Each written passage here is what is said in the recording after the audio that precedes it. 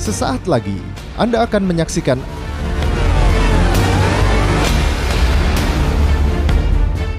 acara ini dipersembahkan oleh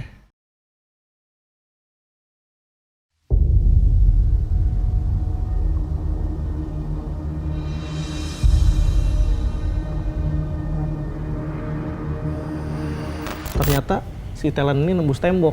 Itu yang bikin dia pingsan. Ada satu orang pengunjung, kita nggak kenal ya pengunjung siapa ya. Tiba-tiba kesurupan menyebut nama Sumarsi.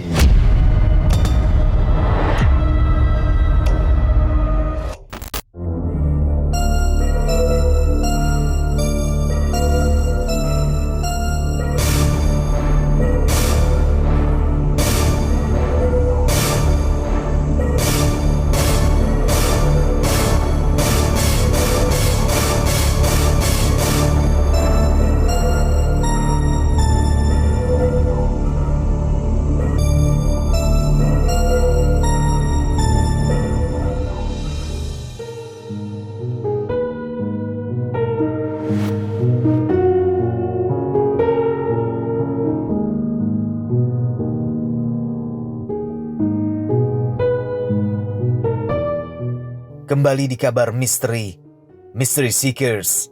Fenomena wahana rumah hantu belakangan ini kembali menyeruak di berbagai daerah. Tak terkecuali di kota-kota besar, utamanya adalah di ibu kota. Para operator berlomba menghadirkan wahana dengan berbagai tema dan konsep berbeda. Salah satunya yang menarik perhatian di penghujung tahun 2022 lalu adalah wahana dengan tema hotel berhantu yang cukup menarik perhatian dan viral di media sosial.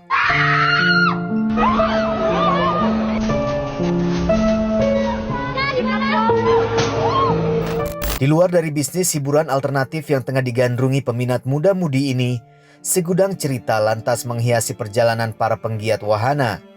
Tentunya cerita dan kisah-kisah yang mengandung misteri. Tak aneh karena hiburan adrenalin yang disajikan seakan mengolok-olok para makhluk astral, kendati kebanyakan lokasi wahana yang digunakan adalah fasilitas publik komersial.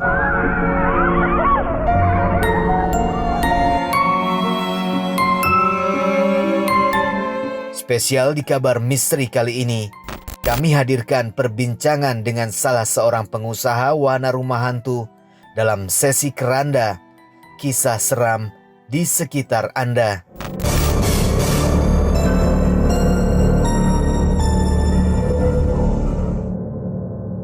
Selamat malam Mystery Seekers. Balik lagi bersama gua Rifki Wira. Dan malam ini kabar misteri menghadirkan sesi podcast di mana kita akan menghadirkan seorang narasumber, anak muda yang bergerak di bidang yang tidak lazim, yang tidak banyak dilakukan oleh pengusaha lainnya pada umumnya di bidang wahana rumah hantu. Langsung saja kita sambut narasumber kita kali ini, Romi Jordi. Apa kabar bro? Baik mas. Ya, thank you nih sudah bergabung di kabar misteri malam ini.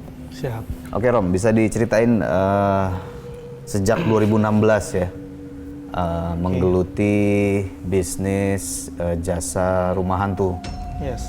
Nah, apa sih yang mendasari lu untuk bergerak di bisnis ini sementara bidang bisnis yang lain tuh banyak dan ini rumah hantu? Ceritanya gimana? Di 2016 awal tuh, gue sama teman-teman tongkrongan itu punya kebiasaan yang unik mas. Nah, kebetulan kita orang nih demen explore ke beberapa tempat horor. Apalagi ada salah satu tempat di daerah Jakarta yang konon katanya itu misterinya masih belum banyak terungkap lah. Salah satunya di kawasan kuburan Jeruk Purut. Oke. Nah, itu setiap malam minggu kita ke situ punya cerita yang berbeda. Gue penasaran gini, kenapa orang banyak datang ke situ ya? Untuk mencari sosok hantu. Terus gue udah berapa bulan ke situ nggak ada nemuin apa-apaan. Sama sekali, cuma ceritanya katanya terbesit di pikiran gue. Oh, orang banyak kali ya yang nyari hantu-hantuan gitu. Gimana kalau kita bikin rumah hantu? Oke. Waktu 2018 pertama kali gue show di sini itu gue pertama untuk ngangkat urban legend yang ada di daerah sini. Jadi gue coba cari narasumber apa nih yang bisa diangkat untuk tema rumah hantunya. Nah salah satunya adalah ada satu sekolahan yang bisa kita angkat. Kita punya narasumber dan ditantang sama narasumber. Ditantangnya itu apa yakin berani ngangkat. Kalau emang yakin coba kita penelusuran. Kita buktikan. Oke, akhirnya di situ pada malam itu ya narasumber ini nih ngebawa mediator Untuk melakukan mediumisasi. nah iya kita ngobrol komunikasi, kita gali lebih dalam lagi perihal cerita itu apa yang bisa kita angkat di sini. Ternyata beberapa udah kita rangkum mas cerita dari narasumber dan kita udah izin juga mas. Boleh kita angkat ke sini, boleh. Cobalah kita angkat, bikinlah namanya sekolah berhantu. Tapi masih kita rahasiakan ya tempatnya ya. Itu tahun berapa, Rom? Tahun 2018 ke 2019 lah. Oke. Nah, kita angkat nih sekolah berhantu mas. Terus gue masih ya layaknya rumah hantu pada umumnya aja. Kita ngelayanin customer hari pertama, hari kedua, hari ketiga. Ternyata di hari keempat itu mulai kejadian-kejadian yang lumayan misterius. Menurut gue sih itu saat apa? Saat proses apa? ya, pertama menurut gue sih nggak masuk di akal ya. Pertama gangguan dari tim gue yang ngerasain keluhan. Pertama halusinasi, yang kedua sampai sakit. Ya menurut gue hal yang biasa lah, mungkin karena rasa takutnya dia atau apa gitu. Ternyata pas gue coba bawa ke rumah sakit, nah di situ timbul kecurigaan bahwa itu non medis. Jadi dokter itu mendiagnosa ini nggak ada sakit apa-apa. Kita udah ronsen juga mas, udah cek darah, kok bersih. Kita coba panggil orang tuanya, ya ternyata 3 hari kemudian anak itu ngomong bahwa gue nggak sakit, gue ada hal yang mengganggu gue. Bilang Itu pengakuan dari anaknya yes, langsung? baru pengakuan karena selama dia ikut event 2 hari itu 3 hari dia tuh diem.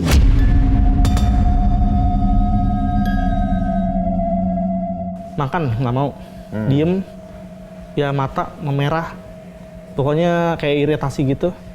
Terus sesak nafas, dia hanya diem aja, nggak berani ngomong sedikit pun. Jadi kayak fobia ngeliat orang. Oh.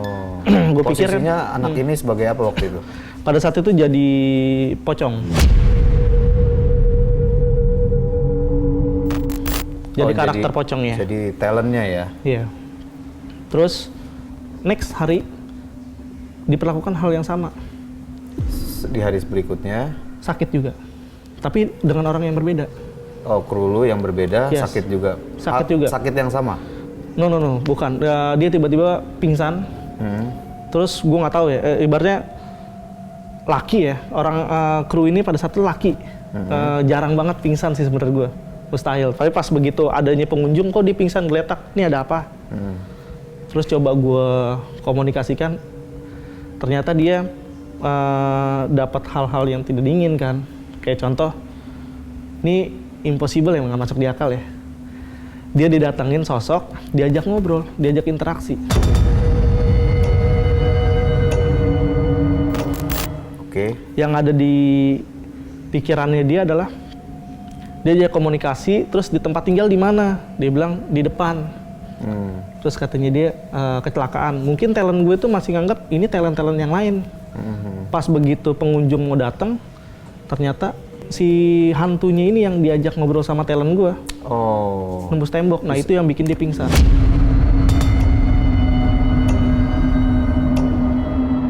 Disangkanya dia tuh bagian kru kita. Oke. Jadi tuh pas dia pengakuan dia gini, Bang, saya diajak ngobrol sama orang, panjang lebar kita ngobrol sambil nungguin pengunjung. Tapi pas begitu pengunjung datang, orang itu tuh menghadap ke tembok, terus tiba-tiba ngilang. Nah di situ yang bikin saya pingsan. Akhirnya dia resign. Nah, kejadian nggak di situ doang, Mas. Hari berikutnya mulai mengganggu customer. Oke. Beberapa Itu masih di event yang sama, di lokasi yang sama? Event yang sama. Jadi selama 8 hari berturut-turut itu kita diganggu dengan beda-beda versi. Nah, hari ke-8-nya yang bikin saya anehnya, ada satu orang pengunjung, kita nggak kenal ya pengunjung siapa ya. Tiba-tiba kesurupan menyebut nama Sumarsi.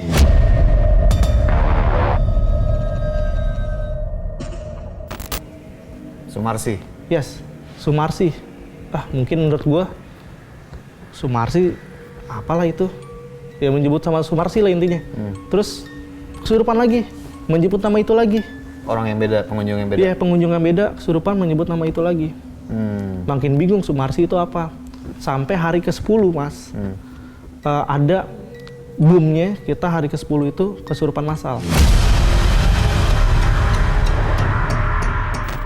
Waduh. 25 orang dalam satu waktu. Diawali dari 2 orang tadi? Yes. Berikutnya kesurupan massal Yes. di hari yang sama? Di 10 hari ke-10. Hari ke-10? Iya. Dia hampir semua yang kesurupan 25 itu, pokoknya sekitar 17 orang lah, menyebut kata Sumarsi. Nama Sumarsi? Yes. Rata-rata semua yang kesurupan menyebut nama Sumarsi ya? Yes. Akhirnya ngebangun rasa penasaran gue, Mas. Gue coba ke narasumber.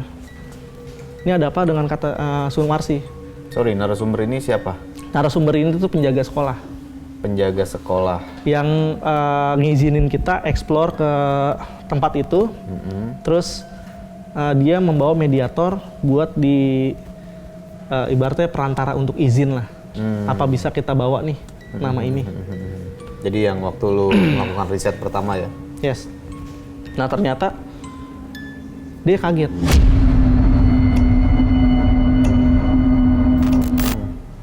Tapi punya penuh kecurigaan gue.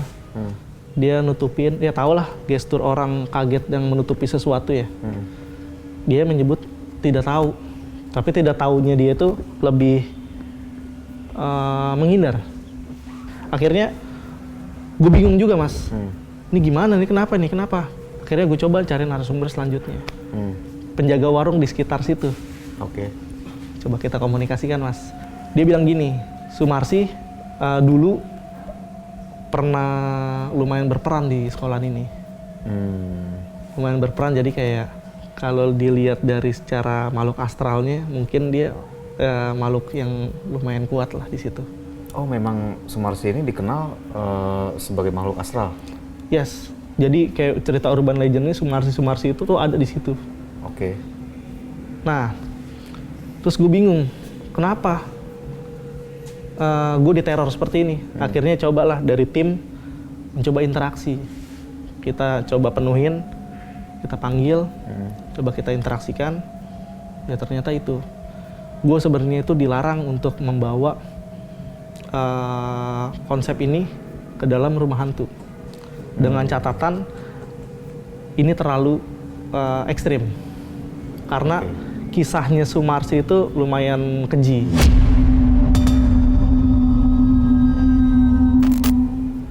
Oke, sebelum ke lanjut.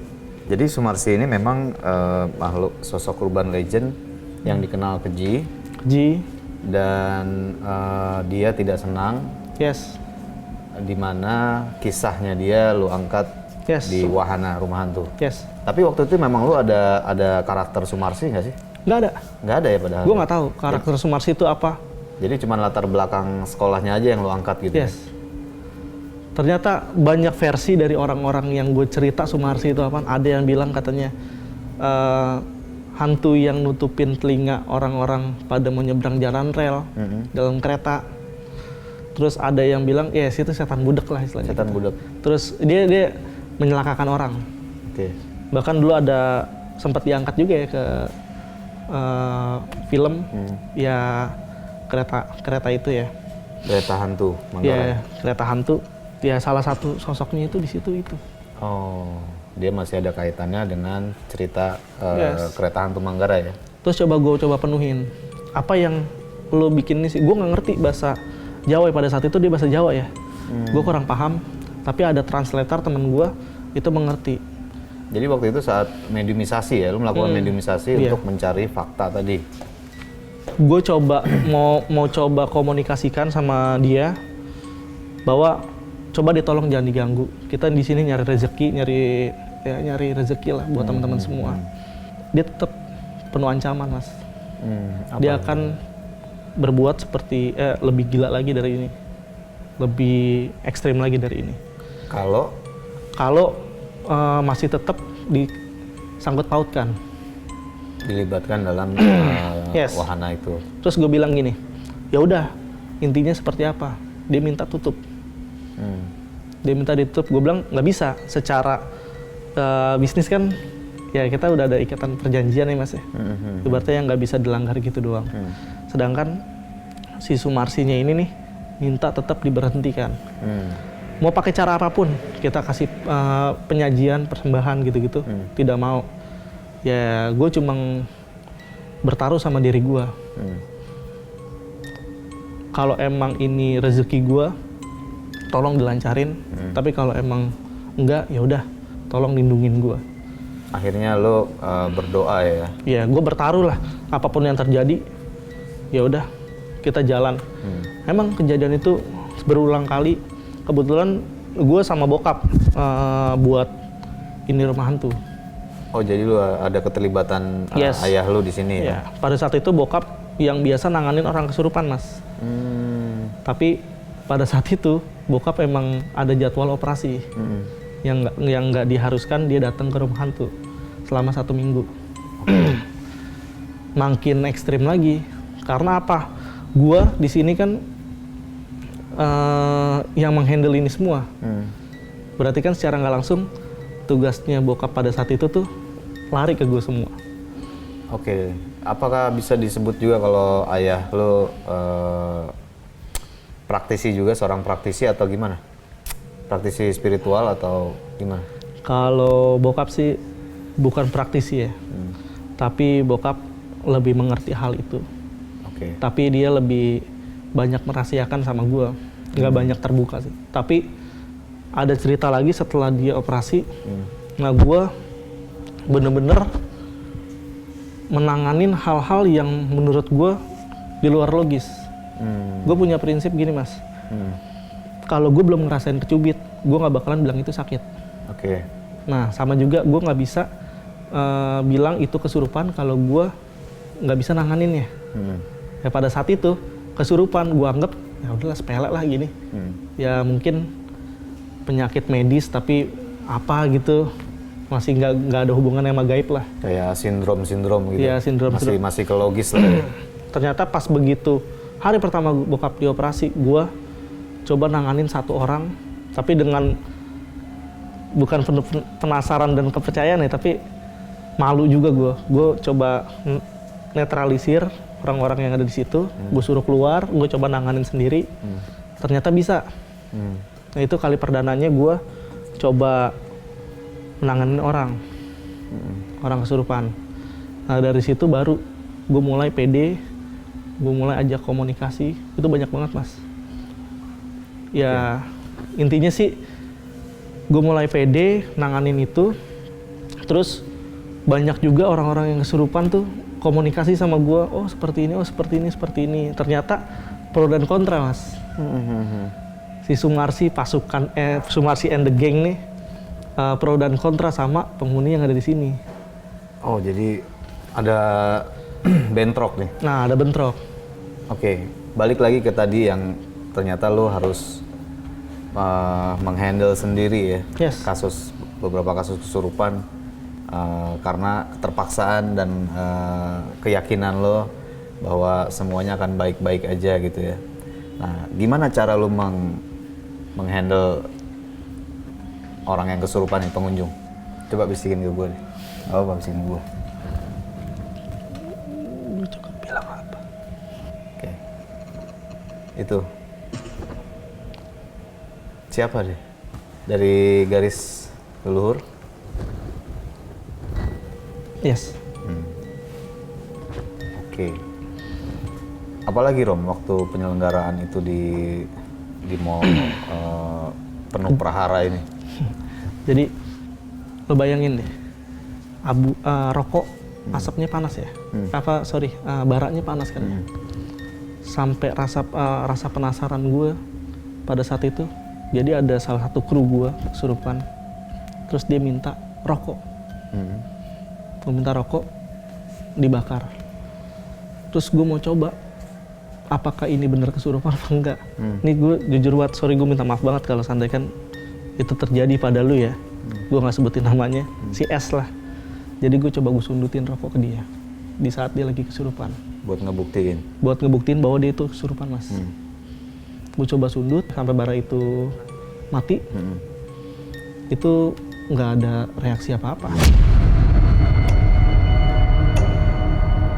Itu di bagian apa lo nyundutnya? Gue bagian tangan, Mas. Tangan? Sebelah mana? Sebelah sini. Oh, di lengan sini. Gue coba gue sundut, gue gini-gini, mati kok nggak ini. Gue coba cubit, kok nggak ini ya. Pada saat itu laki ya yang kena. Terus dia malah ngebakar rokok, dimakan rokoknya, Mas. Wow. Ini yang kru lo yang sakit? No. Apa yang ini lain? udah resign itu. Oke. Itu yang lain. Di tempat yang sama itu ya? Yes. Terus satu waktu gue nggak masuk waktu itu. Gue nggak masuk itu waktu lagi apa gitu, lupa, tugas kampus kalau nggak salah deh. Gue nggak masuk. Terus mereka itu kru-kru gue tuh mau coba nanganin itu sendiri. Ya dengan versinya dia. Dia mencoba salah satu versinya tuh nyoba make ayat pakai di YouTube gitu. Oke. Digituin kesurupannya. Malah diketawain, Mas.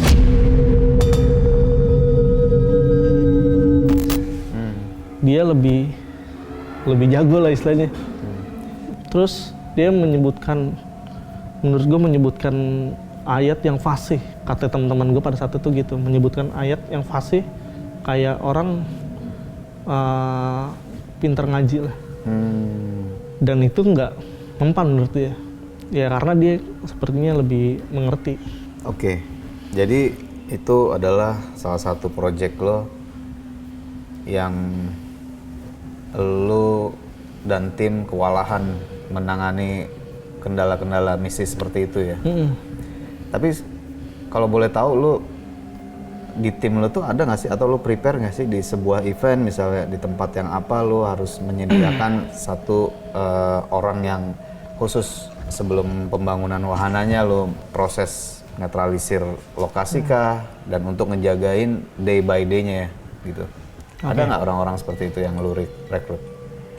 Yang seperti tadi gue bilang, gue awalnya nggak percaya hal-hal kayak gitu, Mas. Jadi menurut gue tuh sama aja event. Ya gue nggak percaya. Ternyata di belakang itu ya bokap yang bertaruh lah untuk itu tanpa gue tahu. Jadi gue masih beranggapan tuh 2 tahun gue buat rumah hantu, 3 tahun gue buat rumah hantu tuh gue masih nggak percaya hal-hal kayak gitu. Tapi intinya tuh gue harus mempercayain bahwa setiap tempat itu ada penunggunya dan kita harus, kalau bahasa Jawa apa ya, kulo nuwun ya.